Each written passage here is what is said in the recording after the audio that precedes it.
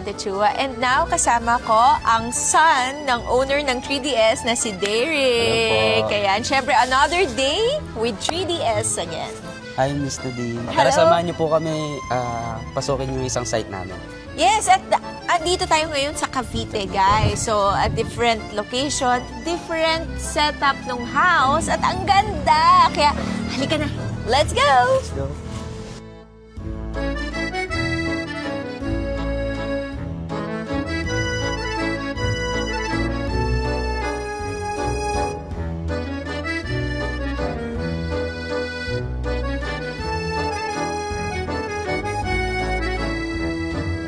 Kita nyo dito sa bahay nila, ang ganda kasi meron silang curved window kung tawagin. Ang galing, no? Kaya na palang gumawa ng ganon. So with that, at saka meron din siyang screen hard mesh. Hard mesh din. Ano yung quality naman yan?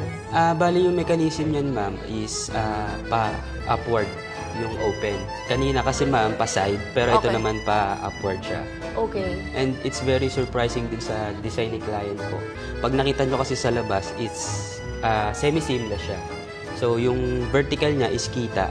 Oo. Pero at the same time, ma'am, yung mga panos natin is seamless, para nakatago. Complex din, ma'am, kasi kung makikita nyo po, it's curved glass, pero at the same time, may operable pa rin po siya. Similar This one po. naman, no, guys. Similar din siya. This is also may automatic. May lock na rin Yes, siya. ma'am. Automatic na rin. Ganda. Yeah. May ano siya, oh. Awning. Ang tawag Yes, sa ganito, awning right? window. Tapos, you can, pwede ba buksan? Apo. Oh. Yeah. Uy, ang lakas ng hangin. Parang hindi ka pasukin ng labok. Naka-lock siya. Kapal. Kapal niya, oh. Maganda talaga sa bahay yung ganito, no? Yes. At saka, ang taas niya. High ceiling din siya. High ceiling din siya. Ang ganda ng design. Very Frenchy talaga. Very Frenchy style.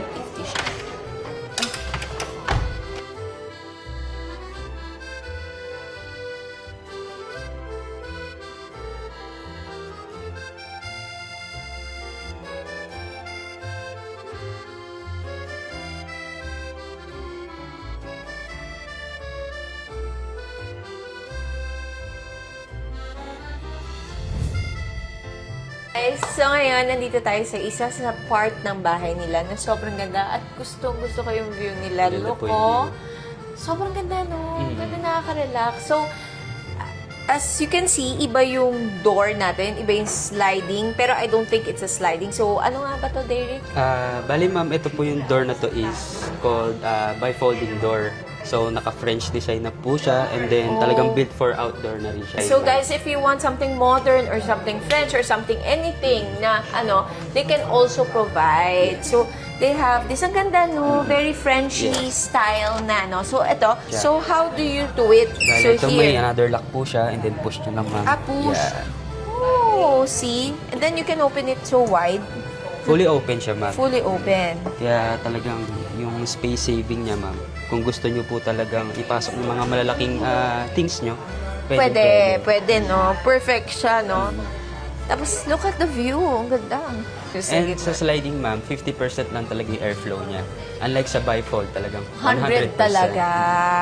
And maganda rin, ma'am, sa bifold, if hindi nyo po talaga siya gusto buksan na fully, meron siyang service door na parang swing door po. Okay. And ganyan lang po siya. So parang 2-in-1 na siya. Yes po. Kanina, di ba, nandun sobrang liwanag, sobrang taas ng araw ngayon, no? Na parang siyang may tint na rin, Yes. no? So this one is their window. So kahit kunyari overnight, naiwan mo siyang bukas, like naiwan mo yung screen window lang, hindi ka makapasukan Hindi kasi na. nakalock Nakalock siya. rin. So guys, nakita nyo naman kung gaano kaganda tong Mediterranean-inspired house. Na dito lang yan sa Bacoor, Cavite.